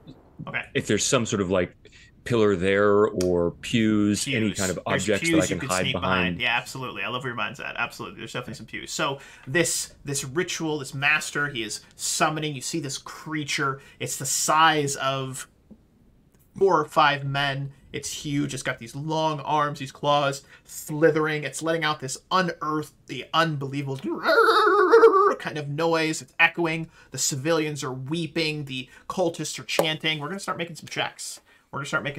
This is where things get a little crazy. So your checks are going to be... agility and stealth. Difficulty to move into the first zone. One zone away is a 1. Second zone is a 2. Third zone is a 3 to make that move. Does urban stealth work here? Absolutely. You're technically in an urban area. I'll allow it. Okay.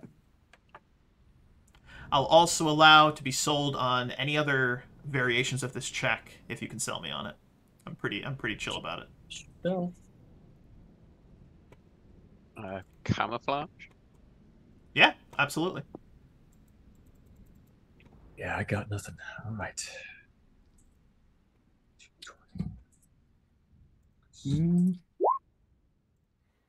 There's 1 success. Oh. That's all you needed. Perfect. So we watch as Gilroy. Do you have like a book with you? Jesus Christ, Steve. Your checks are insane. That is 5 successes. Mother of God. That is 3 momentum. This is supposed to be spooky. 5 successes, right? You are amazing. Yeah. Wow. So difficulty of how much? 2 for him. 2. And you spent 1 momentum to buy that 3rd die. No, so I've got a thing that gives me like I can spend free momentum. One of the thing, to get free momentum. Yeah, I will use a momentum though, but yes. Don't forget you have fortune, which you can use to reroll dice and stuff like that. Yes, totally forgot about that. This is kind of like the Fallout 2d20 system. It's like a variation of that. I like it. Damn! Look at this guy! Wow! Okay, so we watch these cultists, this cult leader, this Black Sun's master. They are so focused. All of their heads, all of their gazes are turned towards this creature.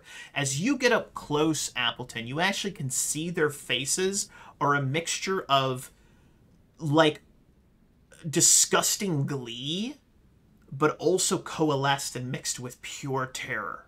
It's a strange expression. They're like their faces keep moving. It's like they're excited to see this, but they're also like terrified. Their bodies are shaking. Well, I mean, the Black Sun Master, though, as you get closer, you can see that his face doesn't appear quite human. It has this kind of white, almost translucent sheen over the front of it. His bottom jaw seems to be slightly elongated and curved out. He doesn't seem human. He seems modified or transformed in some way, but just dangling from his neck, you can see that there is a gas mask, and he looks sticky. Strangely moist is the term that I would use. He looks strangely moist. But he, from what you can see, has this expression of just finally. And you can hear, it sounds like this ritual is starting to reach its climax. His hands are rising, and as he's rising, you can hear this kind of tearing sound, and you watch as the literal leg of this otherworldly creature is like, it seems to be forming, and you can see the bone like bending and wrapping into place. Flesh seems to be being pulled out of thin air and stitched together, and the creature seems to be clawing at this invisible barrier. Just like clawing and scratching at it. I need everyone in this moment. You'd be so kind.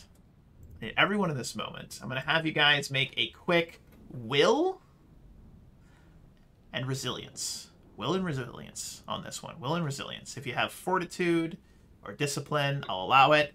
Because most of you have never seen anything like this. Difficulty on this one is going to be a 3. It's going to be a difficult one because you're literally watching an otherworldly horror formulate. Gilroy, if you want to argue that you've at least read about this, I'm going to give you a 2 on this because you know these things maybe exist, so you're not quite as shocked. But for the other 2, it's a difficulty 3. Can I use 2 of those momentum that we've got? Yeah, if you want to roll 4 dice, it'll take 3 dice. Mm-hmm. Let me I go for it because I'll probably get some bonus momentum here. He says before he rolls all zeros. So you want to roll first, Steve? Yeah, okay. So that's 3 momentum to add to. Oh, because yes, 1 for the first one, 2 for the second, and 3 for the third. Cool. Yep. And I'll use 1.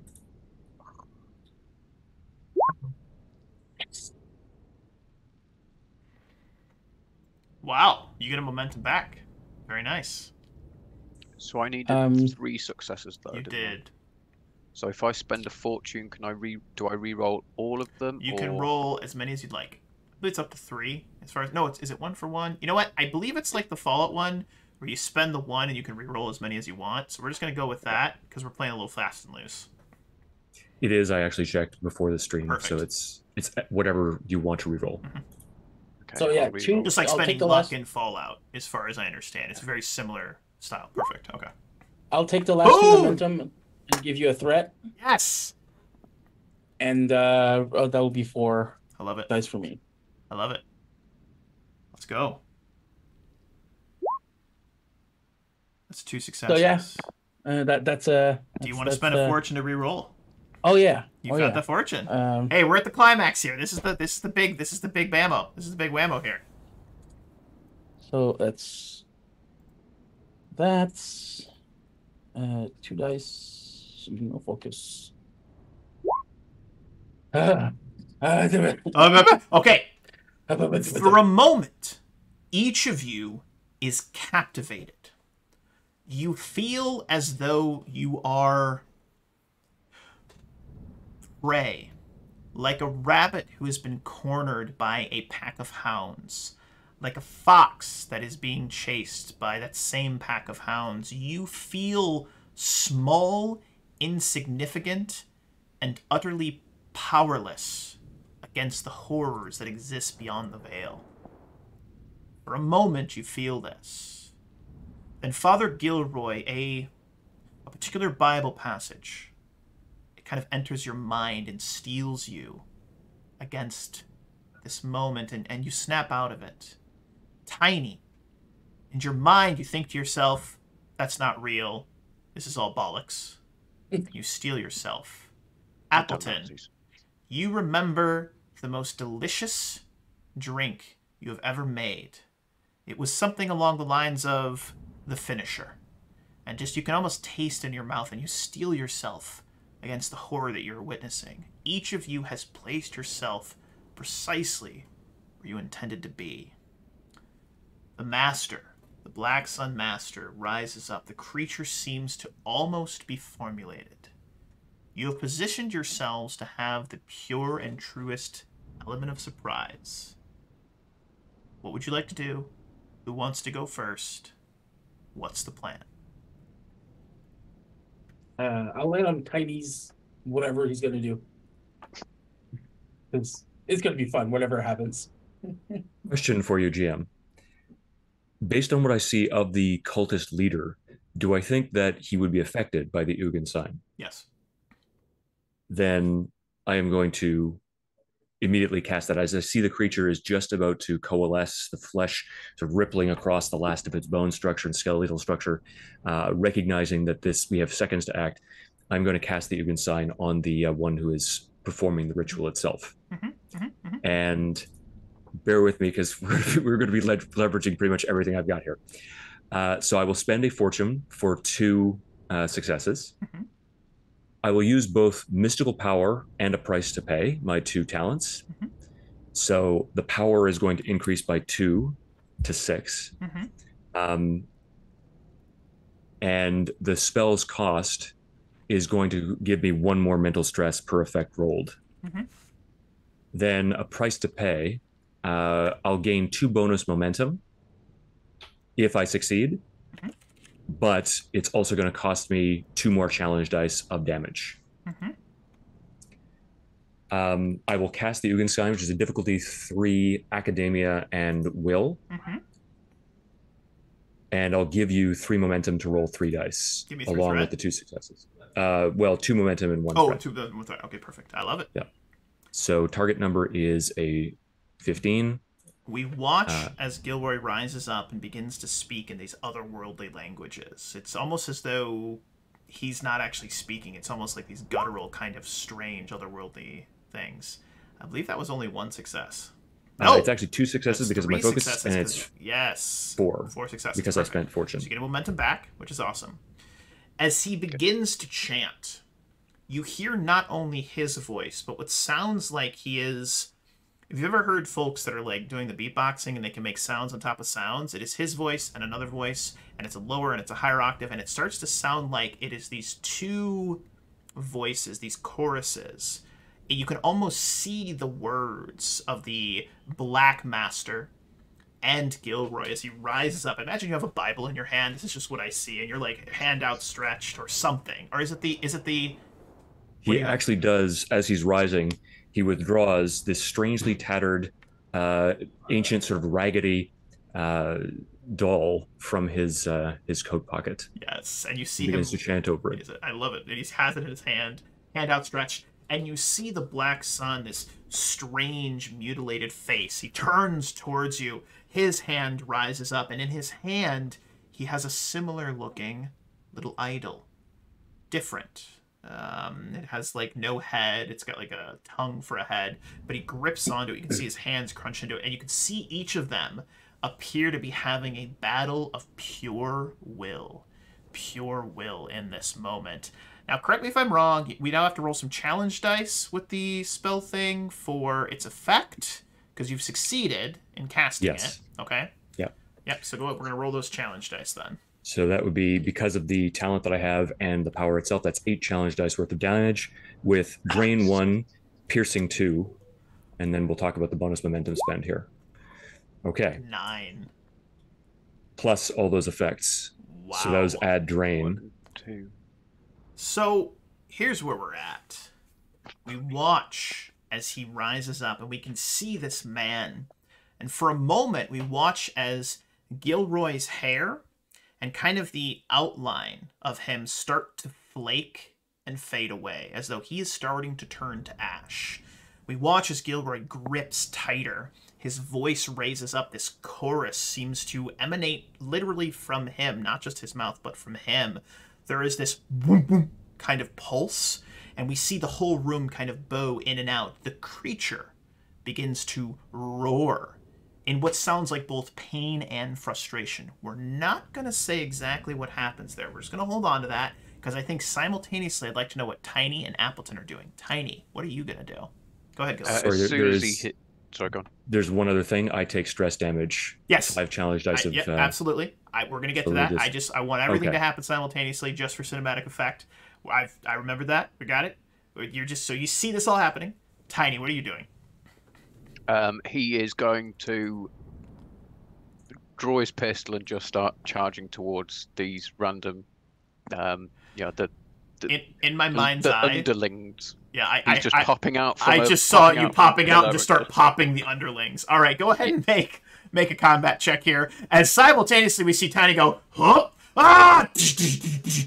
And just start laying down cover fire, which is amazing. He's going to be rushing towards. And then Appleton does the same thing from the other side. What do you have, like a handgun, a small machine gun? I love it. Just we see the 2 of them run out with their 1911s and just start trying to mow down the cultists. This is beautiful. I think for a rush, I also have to make a difficulty 1 agility and athletics to be able to move towards one less as well. die. You're rolling 1 less die because of your bum leg. Yeah. Okay. 14.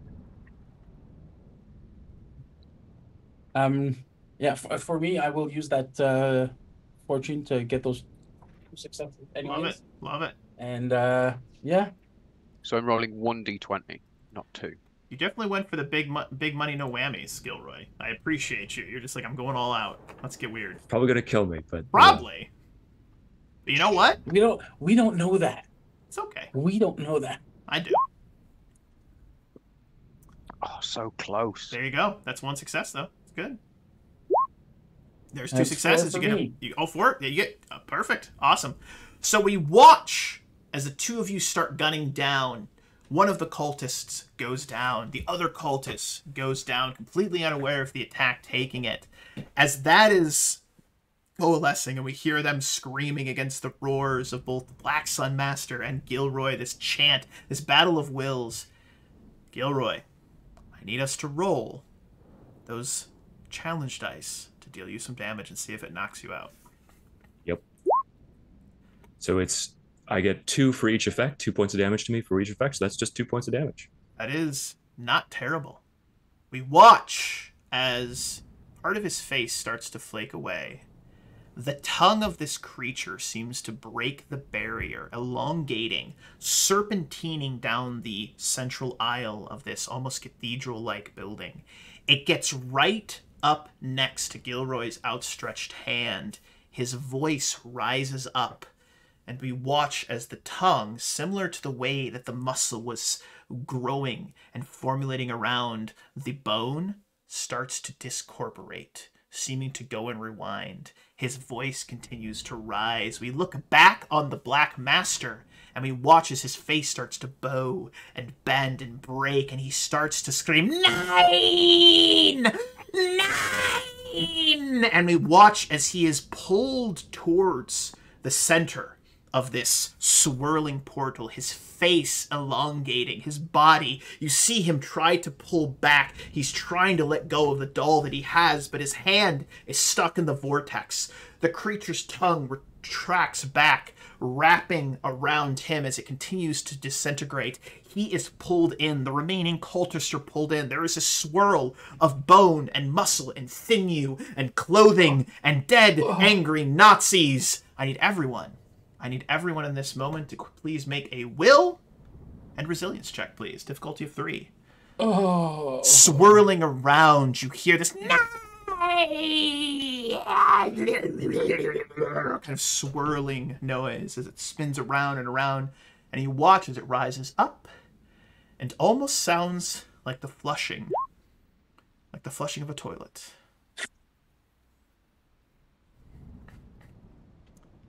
That wasn't great, Jack O'Hara. Nope. Also not great, Symbol. Hey, that's a success for me.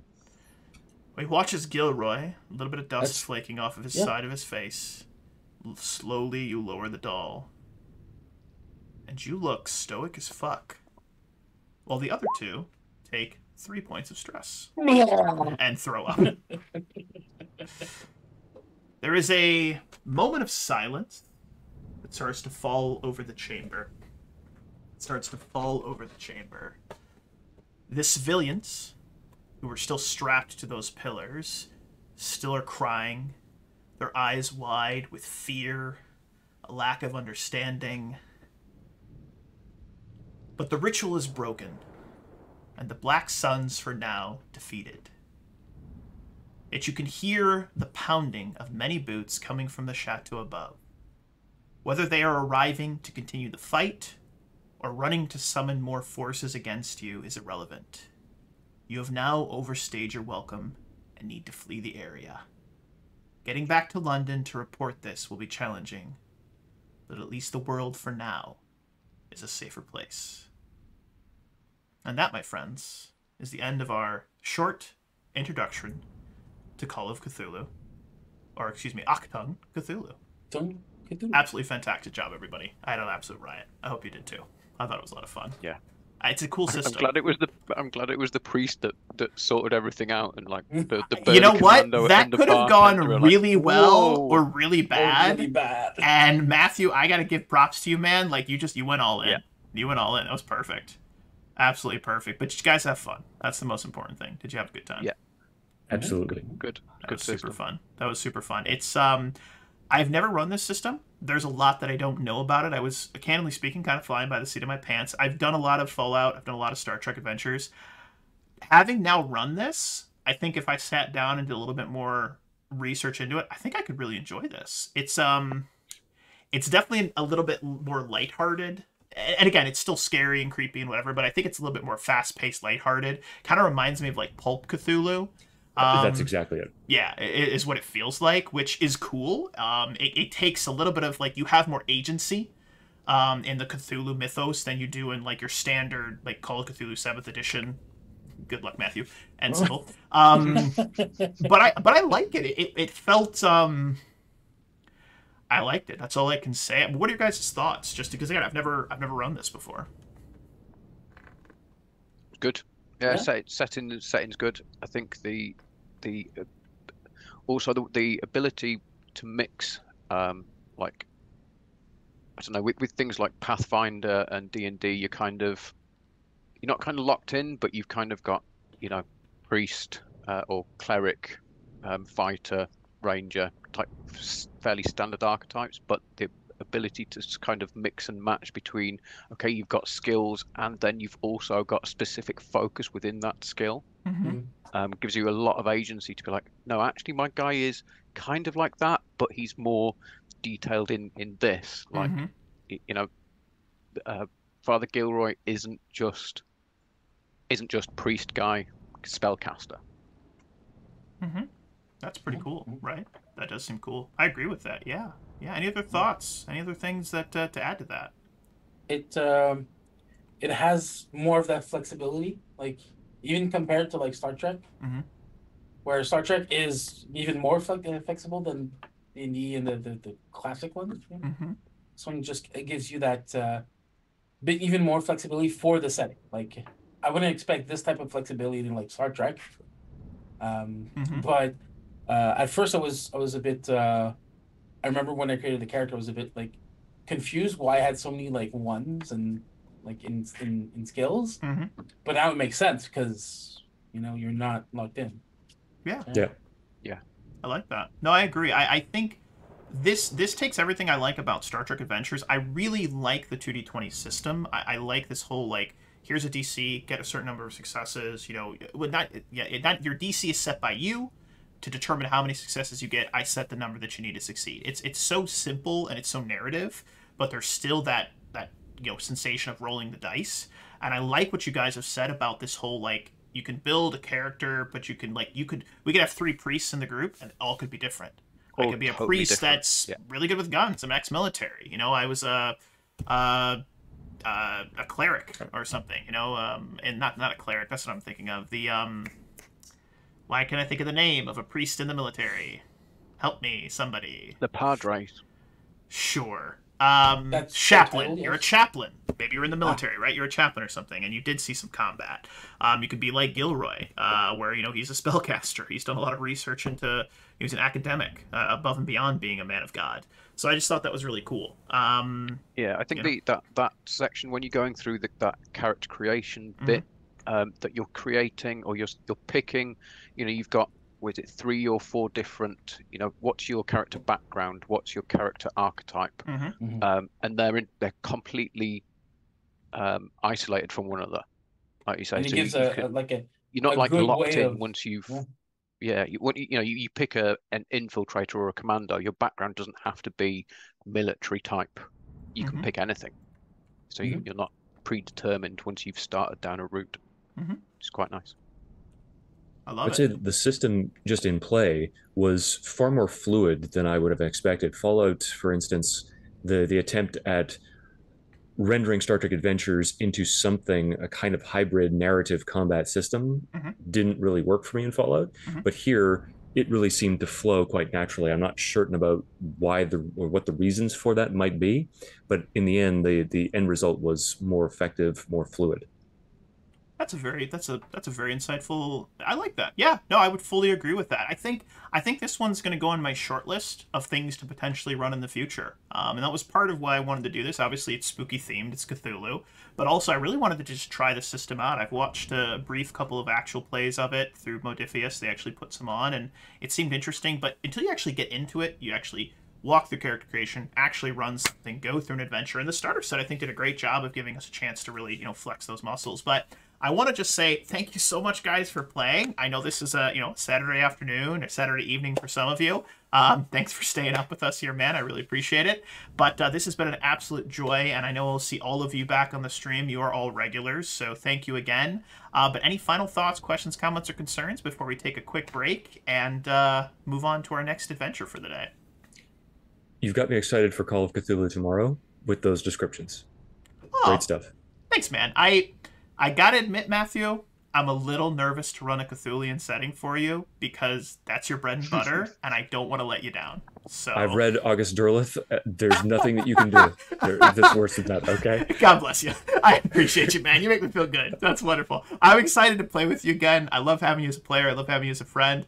I'm excited to play with Symbol again as well. We've been talking about getting you into another stream forever, and it's happening, which is going to be great. Also, thanks for, like, sticking with me pretty much the entire day, dude. You're in every single game, I'm pretty sure. Almost every single game, except one, which is awesome. And Steve, Nice. I will see you next weekend. We're going to be getting back to a Salvage Destiny, which should be a lot of fun. I'm really excited to get back to that. But in the meantime, be well and be safe, the three of you. Happy gaming. And for those that are watching, stick around. We'll be back in about 30 minutes for our Pathfinder First Edition adventure run by Jester Jasper, entitled Untitled Mouse Game. It's entitled Untitled Mouse Game. It's our AKA subtext, The Mouseketeers. But until then, be well and be safe. We'll be back here in about 30 minutes.